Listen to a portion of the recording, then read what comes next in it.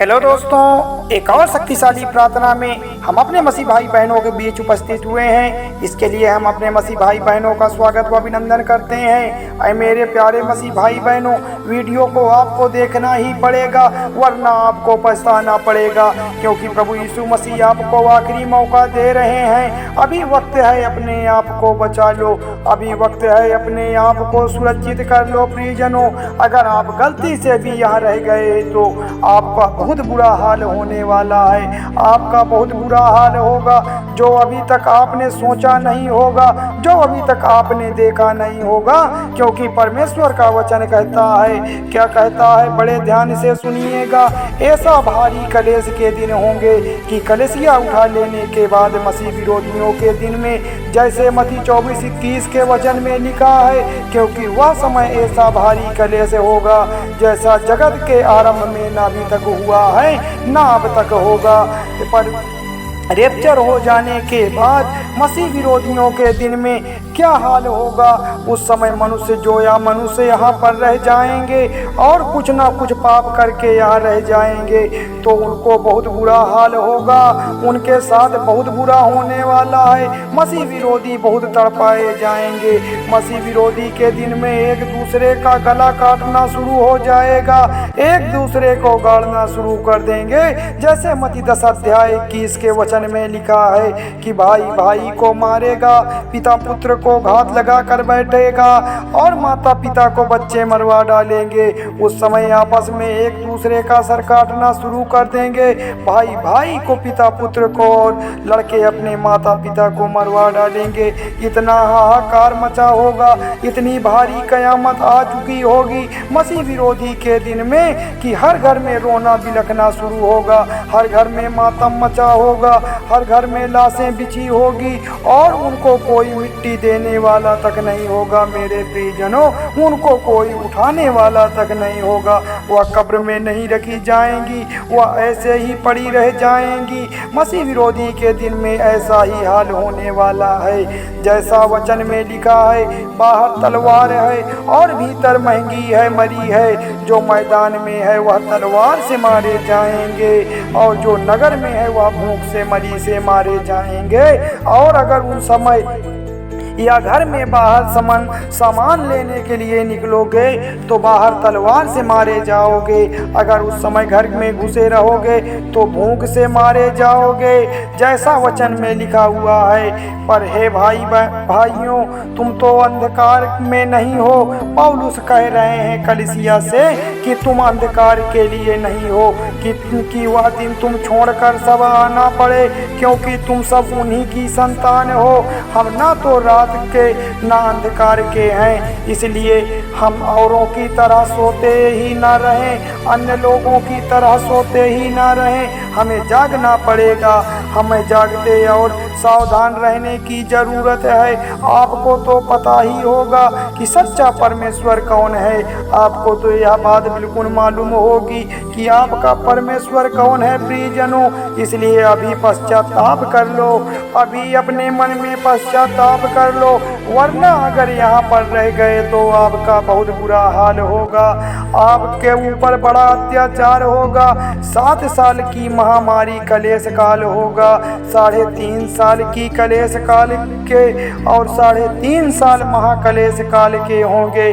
जब परमेश्वर दूसरी मोर खोलेगा तब इस धरती पर तलवार चलना शुरू हो जाएगी। भाई बहनों, तब इस धरती पर हाहाकार मचना शुरू हो जाएंगे। जैसे प्रकाशित 3:4 में लिखा है कि जब उसने दूसरी मोर खोली, यीशु मसीह ने खोली, तो जैसे मैं यानी यूहन्ना ने दूसरे प्राणी से यह कहकर सुना, और फिर एक और घोड़ा निकला जिसका रंग लाल रंग का था। खतरा, डेंजर वाणी कौन है? पिता, पुत्र और पवित्र आत्मा। 24 राज्य लाखों के स्वरूप के ये हैं परमेश्वर के मंदिर, जो इस समय स्वर्ग में विराजमान है। लाल रंग का जो घोड़ा है उसको यह अधिकार दिया जाएगा कि एक पृथ्वी पर से मेल उठा ले, ताकि वह एक दूसरे का वध करे और उसे एक बड़ी तलवार दी जाएगी, जो कलेसिया उठा लेने के बाद मसीह विरोधियों के राज्य शुरू हो जाएगा। वह मसीह विरोधी शांति करके बैठाएगा, यानी झूठी दिलासा देगा। जब परमेश्वर दूसरी मोर खोलेगा तो एक दूसरे की शांति परमेश्वर, एक दूसरे की शांति खुदा निकाल लेगा। तब एक दूसरे को लोग मारना गाड़ना शुरू कर देंगे, युद्ध करना शुरू कर देंगे। दूसरी मोर खुलते ही दुनिया भर में मुसीबतें टूटना शुरू हो जाएगी, दुनिया भर में हाहाकार मच जाएगा, कयामत छा चुकी होगी। मनुष्य एक दूसरे के लिए मरना मारना शुरू कर देंगे। इसलिए यीशु के साथ जरूर चले जाना, क्योंकि यीशु ने कहा था भाई भाई को पिता पुत्र को मारेगा। इसलिए जागते रहो और प्रार्थना करते रहो, ताकि आप यीशु मसीह के साथ स्वर्ग चले जाओ, वरना परमेश्वर इस धरती को नाश करने वाला है। उस समय आफत मची होगी, उस समय हाहाकार मचा होगा, घर घर में रोना चिल्लाना मचा होगा, घर घर में रोना पीटना मचा होगा, चारों तरफ तबाही ही तबाही मची होगी। लोग आपस में मरना मारना शुरू कर देंगे, लोगों ने आपस में कटना काटना शुरू कर देंगे। प्रियजनों, मैं आपको कोई कहानी नहीं सुना रहा हूँ, ऐ मेरे भाई बहनों, मैं आपको कोई मनगढ़ंत कहानी नहीं सुना रहा हूँ। जो होगा, जो होने वाला है, वही बताया जा रहा है। बाइबल इस बात की गवाह है मेरे प्यारे भाई बहनों, इस बात की गवाही है। बाइबल आपको बता रही है, क्योंकि उसमें जो लिखा है मैं वही आप लोगों को बता रहा हूँ। इस बात की कि यहाँ भी लोग तड़पाए जाएंगे और फिर उसको परमेश्वर नरक में ढकेलेगा अनंत काल के लिए, जहाँ की आग नहीं बुझती है, जहाँ के कीड़े नहीं मरते हैं। कितना तड़पाएगा परमेश्वर। उसने अपने हाथों से पैरों में कीड़े ठुकवाए हैं। मेरे प्यारे भाई बहनों, परमेश्वर ने हमारी सलामती के लिए अपने हाथों और पैरों में लोहे के कील ठुकवाए हैं, अपनी कीमती रक्त बहाया है। अगर आप परमेश्वर के लहू को व्यर्थ करोगे, आप परमेश्वर के परोपकार को झूठा समझोगे, तो परमेश्वर आपको नष्ट करेगा। परमेश्वर आपका से बदला जरूर लेगा। जो लोग यहाँ पर रह जाएंगे, यीशु के साथ स्वर्ग नहीं जा पाएंगे। वह लोग बिन चौराहे बिन गलियों में मारे जाएंगे, पीटे जाएंगे। वो लोग बिना चरवाहे भेड़ बन जाएंगे, और यह सब अचानक होगा। किसी न किसी के घर में रोना चिल्लाना शुरू होगा, और उस समय किसी भी व्यक्ति की बहन, किसी व्यक्ति की माँ गायब हो जाएगी। रैप्चर में किसी को कुछ भी समझ में नहीं आ पाएगा कि आखिर हम क्या करें, आगे क्या होने वाला है।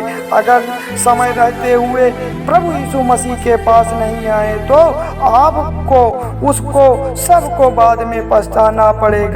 पश्चाताप करने का अवसर नहीं दिया जाएगा फिर भाई बहनों। इसलिए समय रहते प्रभु यीशु मसीह से माफ़ी मांग लो, परमेश्वर आपको माफ़ कर देगा।